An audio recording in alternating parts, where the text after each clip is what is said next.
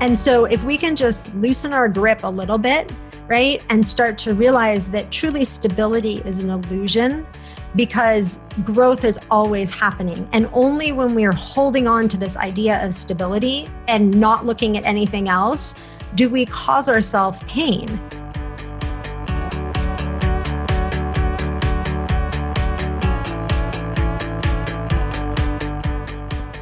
I'm really mindful of bringing on guests that are going to add value to not only your business, but to your life. And today's guest is such an important guest. And I really encourage you to listen the whole way through and really research some of the work that she has done, because she's just somebody who is bringing her light into this world and taking the experiences that she's had and helping others. And it's just amazing. And I came off of the interview thinking to myself, wow, if you can, I really encourage you to do this type of work, if not with her, but just to do this type of work on yourself and just kind of really research who you are. Now you're like, Summer, what are you talking about? So here's what I'm talking about. There's times in our lives where we are checking the boxes on achievements. You know, we've done this, we've done that, and you think you're feeling good about it. You're supposed to be feeling good about it, right? And then you kind of have this moment where you're like, but I've got all this around me, and yet I'm not feeling fulfilled. So what's going on?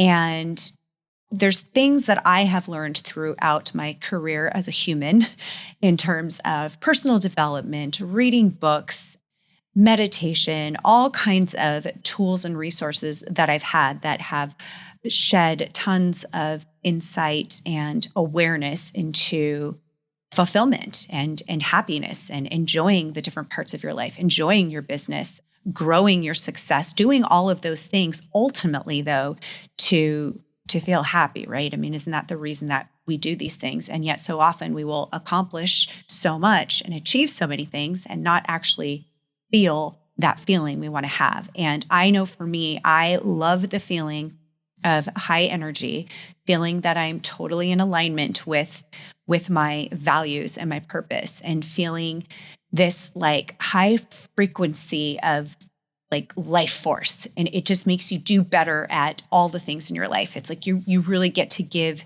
your best, and it feels so good. And so today's guest is somebody who helps people, really gets people to that feeling. And she does total transformations. I mean, that's what she does. She transforms individuals so that they can have this extraordinary and fulfilling life. And she specifically works with people who are, you know, entrepreneurs and corporate executives and people who are running businesses like you and I. So my guest, her name is Shanna Lee, and she has a whole coaching program called Soul Frequency. And she used to work in real estate. Was a big deal in real estate. Let's just say that.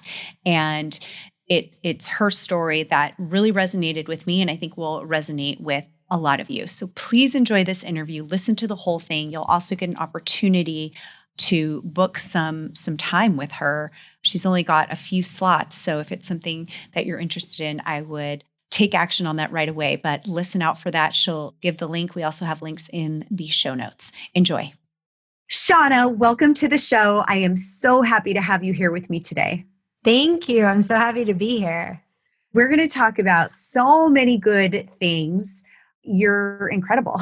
You have all this wealth of knowledge that I know you had to go through some things to get to where you're at. So I was hoping, before we get into all of the great things that you're going to share with us, can you tell us about your journey and how you got to doing the work that you are so passionately doing today?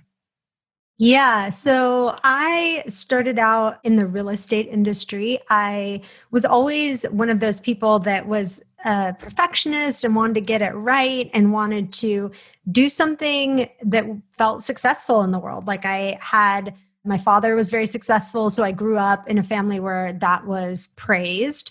And yet I always had this thing in me where I was like, not sure what I wanted to do. I actually, even when I went to college, I waited till the very end of my second year to even declare a major. So I was just always very uncertain about what that thing was. And yet I knew once I figured it out, I would apply myself to it, but I didn't figure it out like super early in life. And so I started in the real estate industry because I knew that it was an industry where I could make money and be successful. I liked people.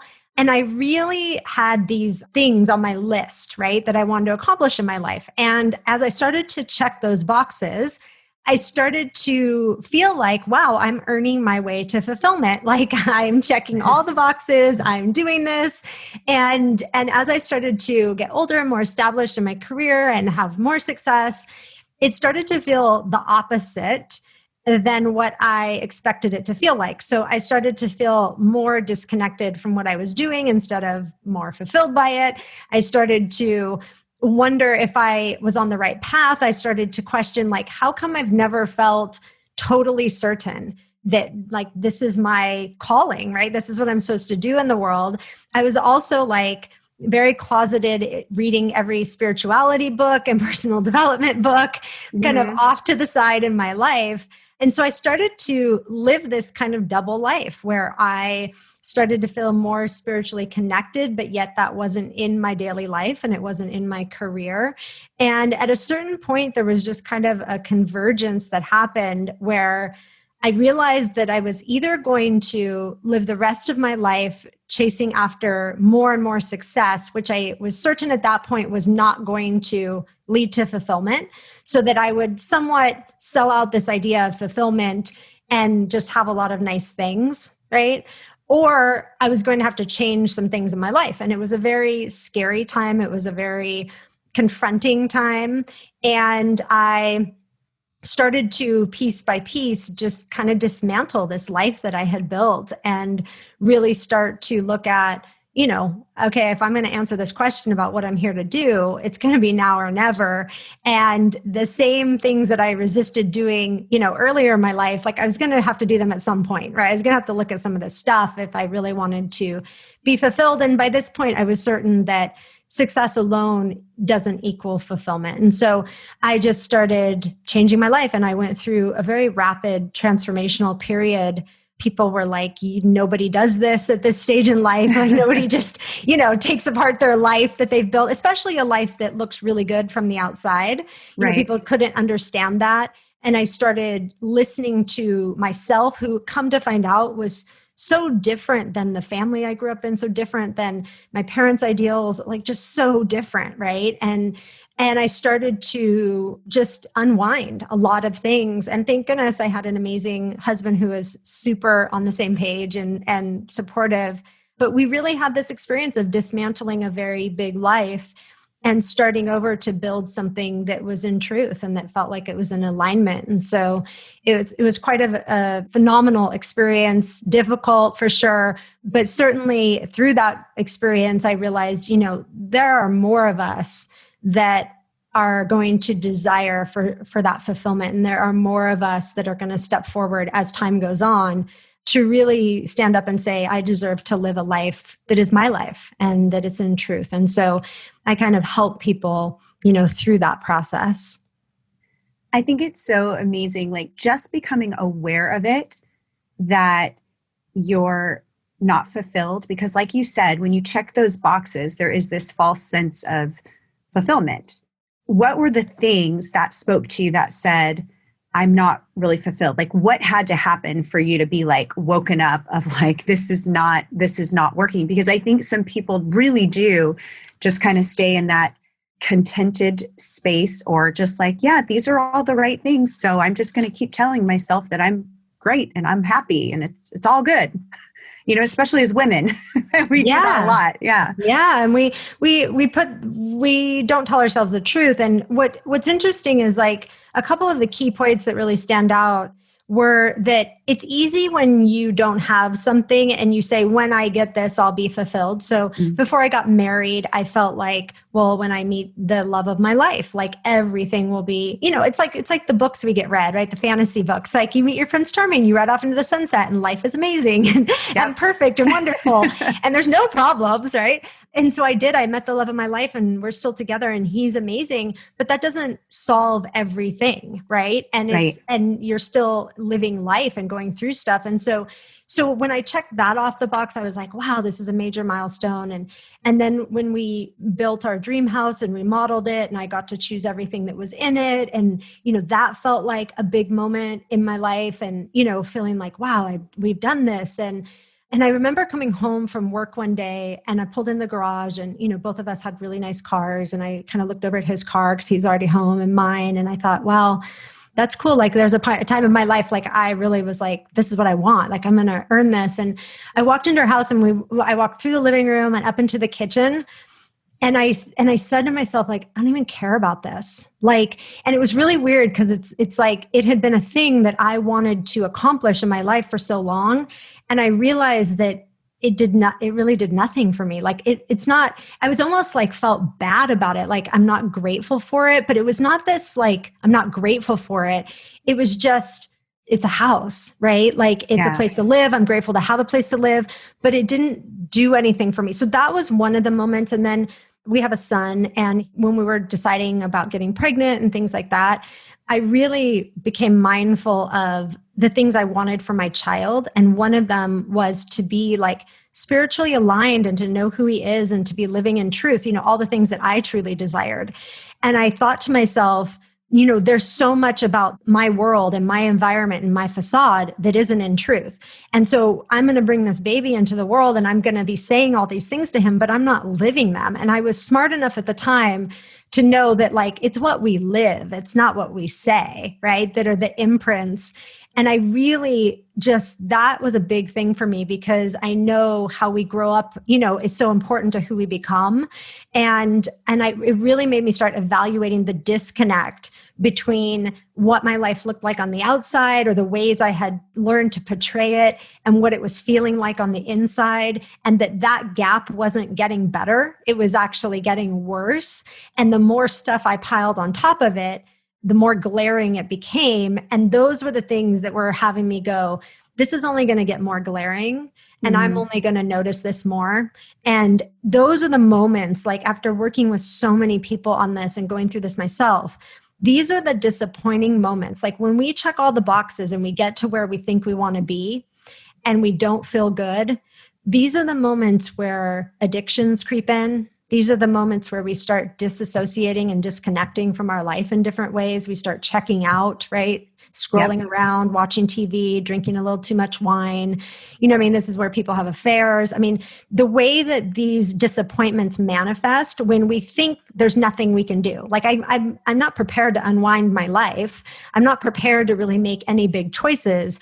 So I'm just going to disconnect from the icky feelings. I'm going to act like they're not there, right? And I'm just going to roll over the top of them. And that is what contributes to so much of those things that are present in people's lives, especially as they get to kind of that, midsection of their lives. Yeah, totally. Gosh. And I bet you there's so many people listening saying, oh, that's me, raising their hand because of the, certain things that are happening in their life that at the time it's kind of like a gradual thing that you, like you said, start to check out, or you're just like scrolling too much, or you're drinking too much wine, whatever those things are. And, one thing that you say, which I absolutely love, but I also know it's a real big challenge for people, is that question of, who are you? Who am I? And knowing who you are. And I think a lot of women just are like, I don't even know. Who am I? How do I even begin to find out? They just get to that point of, I just know that I'm not feeling what Shanna's feeling. Yeah. I mean, there's these first points of awareness, right? And sometimes it happens like in the funniest ways, like you're driving in your car and you're just like, what am I doing in my life? Right? Like or you're in the shower and you're just like, how'd I get here? Like there's these moments where our higher consciousness, right? Like that upper, higher, smarter part of yourself goes, hello, knock, knock. You know what I mean? Like, let's take a look at this. And we have the option in those moments to take a look or to just drown it out. And I really believe that we have these opportunities, these forks in the road that we get to, right? Where we have the opportunity to look at things, or we're either going to just keep going down the same road. And as time goes on, the stakes get higher. So we have these times where we can turn off this road that we're on and we can go down a different trajectory in our life. When we get to those are sacred moments when we get to those forks in the road. It's like, what is it that you want your life to be? And if you are clear that it's not feeling good, then I feel like you owe it to yourself to explore what the other fork in the road is trying to tell you, right? Because the truth is that we're here to grow, and growth is part of nature. We are part of nature. You know, the trees grow, the leaves fall off, new leaves grow. Like there's always evolution, right? The tide rolls in, the tide rolls out, the moon changes. Like we change, and we're here to change and grow and evolve. And when we are holding on for dear life to this idea of stability, we are completely in misalignment with the truth that we're here to grow.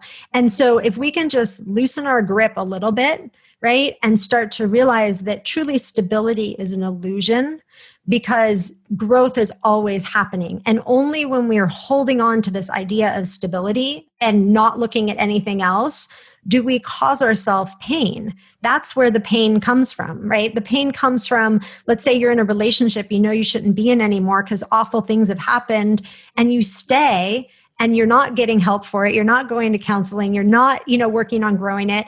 The only thing to do is be in pain in that situation. The only thing to do is try to shut down the pain in that situation. Like that's all, you're just in a sea of pain. And it's better to be able to say, I'm in a sea of pain, right?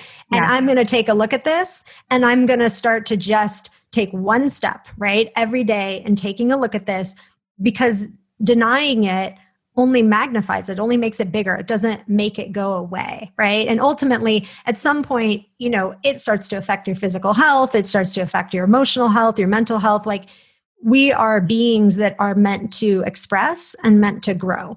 And if we're not doing that, then there is all kinds of fallout that we experience from that. And so I always say to people, the path of least resistance is to just see what you need to see. It doesn't always feel that way. It feels scary. But if you can get some support around that, you can face it. And moving through it is actually much easier than trying to just hold on. I agree. I think the fear of starting and just beginning is what's harder than actually just going through it. Exactly.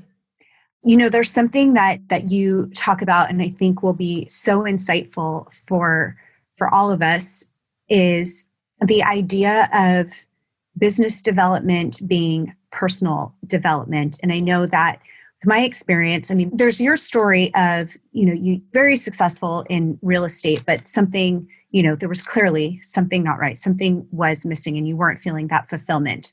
And I think there are a lot of entrepreneurs that experience that as well. They're making a lot of money, they're successful, and they're missing that. But then there's also, similar to what I have gone through, where there's been a little bit of both. There's been success, and then it's like, oh, wait a minute.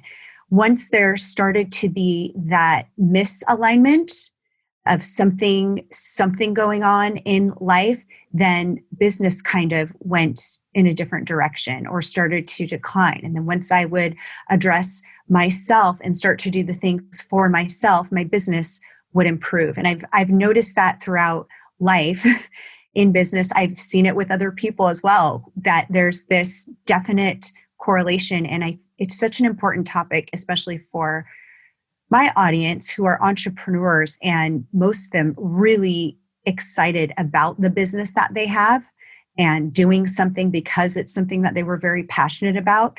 But like a lot of entrepreneurs, sometimes they lose sight of that original passion, and then things start to shift. So I'd love for you to share, your thoughts on, if business development is personal development, what does that mean? What does that look like? Well, every area of your life, like if you think about it from an energetic standpoint, which we are all energy, when you go beyond the cells and the molecules, we're just energy. And from an energetic standpoint, like when we are cut off in certain areas of our life, or we are compartmentalizing or not fully present in certain areas of our personal life, that touches our business life, right? If there's something we won't look at personally, we're not going to look at that in our business either. Not that we don't want to, right? We might say, well, I would love to not look at this personally, but I will definitely look at this in my business because it's good for my business. We just naturally won't do it.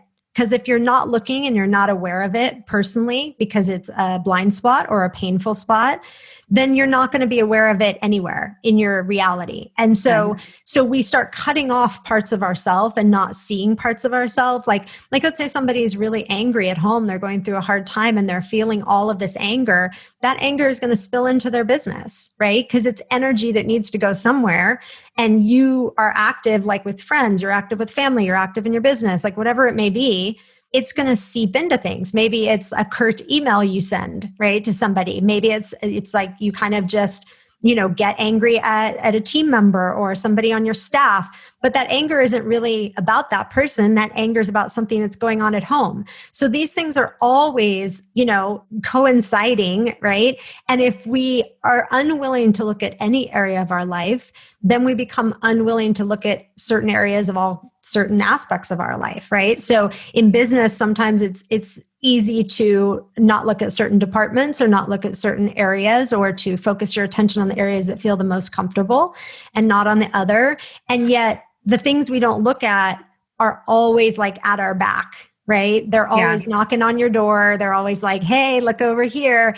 And the more you try to run from that, right, the louder it gets and the bigger it gets, until you finally go, okay, forget it.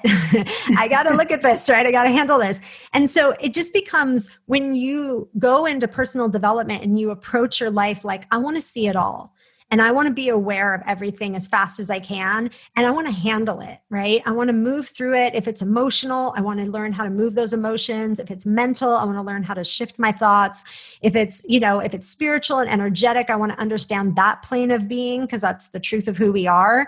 And I want to do all of this so that I don't end up with stuff in the physical that I don't like, right? And that I don't want to see. And when we truly address things at the emotional and the mental and the spiritual, physical, and the spiritual energetic, they don't end up in our manifested reality, right? The things we don't like end up in our manifested physical reality when we're not looking at them on these other planes of our being. And so there are, many ways that we can learn to catch things faster when we're open to catching things. But again, if we are disassociating and kind of closing ourselves down to certain areas of our life or business, then we're just not going to notice them until they come loudly knocking on your door. You guys have heard me talk about elevator pitches a bunch on this show. Well, guess what? I want to help you with yours for free. So here's what I'm doing. I'm going live on Instagram every Tuesday at 10 a.m. Pacific time. On this live discussion, I'll bring on some expert guests I've had in the past to talk about their elevator pitch. And I'll also be bringing on guests like you. What do you think? Would you like your elevator pitch reviewed and transformed? Here's what you need to do. Email us with your elevator pitch. Tell us what problem you solve, how you solve it, and how you make people's lives better. If yours is chosen to be live, we'll email you back and get you scheduled. Send it to team@thedrawshop.com. I can't wait to hear from you. Okay, back to the episode. I know that you speak on mindful leadership as well. And I wanted to address that because I think that it's an area that a lot of business owners are challenged with right now, especially when your teams and the people that you're working with really need you. Oh, I have so many questions for you, but can you speak to that first? It was something that I knew that you could really help with in terms of our listeners and, where our world is at, and some people feeling, very uncertain or dealing with so many different changes.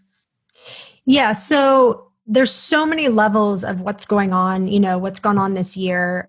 There's many different lenses we can look at it through. Certainly there's the very obvious lens, like we've been in a pandemic, right? And it has changed the way we do business, right? And it's changed a lot of things for business owners and employees. There's also a very big purge going on, a collective purge. And this is caused a lot by a lot of the squeeze that we feel from, effects of this pandemic, right? Yeah. But on a much deeper level, what's been happening for people is a lot of the unresolved stuff coming to the surface, right? So you imagine that you're a business owner and you've got a staff of people, and we're going through this very, physical situation, right? That's very obvious. But behind the scenes, people are going through their own personal emotional purge, right? Mental purge, reevaluating their life type of situation. So let's say you have 10 employees and they're all going through this individually, and you're going through it as a leader in different ways. Maybe everyone has their own unique way of moving through this time. And then you've got the very real situation with revenue, right? And how that's been affected, or how the business needs to run differently because everything needs to be basically online. Like there's all these multifaceted things going on. This is calling us up to needing to be a different level of a leader, right? Because when you can understand that there's more going on than just a pandemic, you can look at people differently, right? You can understand what people are going through in a different way, and you can support people in a different way. And, for years, there's been, a lot of talk about the changes in corporate culture and the structure of businesses. We are moving into a time where there's a lot more balance between, our masculine way of leading and our feminine way of leading. And we're seeing this, it's not male, female. We're seeing this across the board in how people structure businesses, right? So Yes. Understanding more individuality, understanding more flow, understanding, the difference in communication, less hierarchy. I mean, these are things that are trends that are going to continue. And we're being asked as leaders to evolve, right, ourselves, not just our businesses, along these lines. And we don't really change, humanity doesn't really change until we get shaken up, right? So this has been a shakeup that is causing people to think differently, right? Because we get in our groove, we're doing our thing, we're busy, right? And Yes. until a shakeup happens, then we got to step back and reevaluate, and we have to start thinking differently. And so this is where that intersection of personal development becomes really important too. And realizing that the people that work with you and your team that works with you, they are humans going through this evolution themselves, right? And they are facing things just like you're facing things. And being able to create an environment where there's just space for that, right? There's room for people to grow, because growth is happening across the board on this planet. And a lot of my clients who own businesses are talking about how do we support each other through this growth, both very, linear growth, business wise, and then also just how we grow as a team, right? And how we become stronger from these experiences, and how we become more connected and more supportive of each other, because all of that's going to become increasingly important to the actual bottom line and to the actual business principles. And again, if you during this period of time are running from your own emotions, right? Or trying to suppress your own emotions, or not comfortable, right, with that, then you're going to naturally create an environment that's not comfortable with that, right? And that environment trickles down to other people. So I think we have a greater responsibility as Yes. leaders to become more whole people, right? And lead from that place of awareness. Absolutely. And I love that so much. And I really hope that that's what's starting to pick up a lot more than it was before, because I think, old school ways were that wasn't so important to a lot of leaders. It just really wasn't. It was like, this is business and this is just it. And there was no real connection and no real opportunity for people to feel like they could thrive in their positions. Exactly. So what does it look like when, and I know that you've got different programs, but what does it look like when someone comes to work with you, when they've hit that, place, or they're listening to this and they're like, okay, wait a minute. I think I'm definitely aware that I'm not where I want to be. And I know that there's so much more. I know that there's, I'm probably going through life mostly asleep right now. And I'd like to feel awake like Shanna is. I'd like to feel this feeling of, high energy and all of those good feelings that make you just excited to get up every day. what is the process like to get there? So it starts with, even if someone comes to me with primarily like, this is going on in my business and I want to shift my business in these ways, I'm going to start at the personal, at the level of personal. And so we go back and we start looking at basically how the belief sets that you created were created and where your drive and motivation is coming from. And if that's authentic or if that's, actually the manifestation of a wound, because a lot of people are driven by a lot of their wounds and how we need to right that. Because if we're driven by our wounds, we're never going to really feel good, right, with what we do.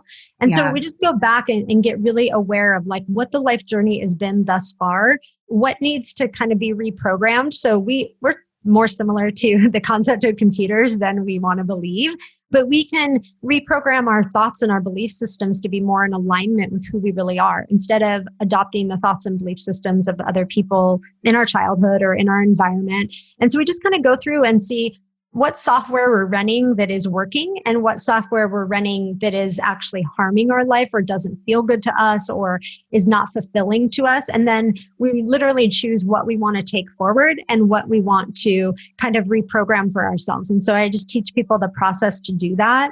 And then we start seeing the shifts in life. And so, we can say something works or something's valuable, but until we start actually experiencing the shifts, like, wow, I showed up differently in this instance, or wow, this is really changing in my reality, then we start becoming empowered. Like I'm actually doing things in my life and I'm actually making choices that are changing my reality and my experience of life. And once we start having those, which happens really quickly for people, then they start going, wow, what else do I want to change, right? Because the vehicle for change that we've been taught in the past, which is really things like willpower, it's kind of like rolling over the top of whatever's there just to tough it out and make it happen. None of that's effective and it doesn't work long term. Like it may work for the short term, but eventually it's like painting over rust, right? The rust is always going to seep through eventually. What we are doing is going to the root cause, right? And shifting the programming. So it's a very natural feeling type of change and a very generous feeling type of change, but also empowering because we go, wow, like I don't feel the same in my life anymore.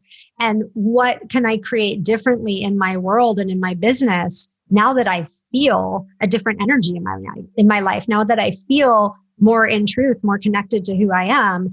Your light gets turned on, right? And you naturally become empowered in a way that most people haven't experienced before. I like to call it the 2.0 version of yourself. And that version of you is extremely powerful from a very pure place. Not this idea of control power, but this idea of I am a light and I am a force.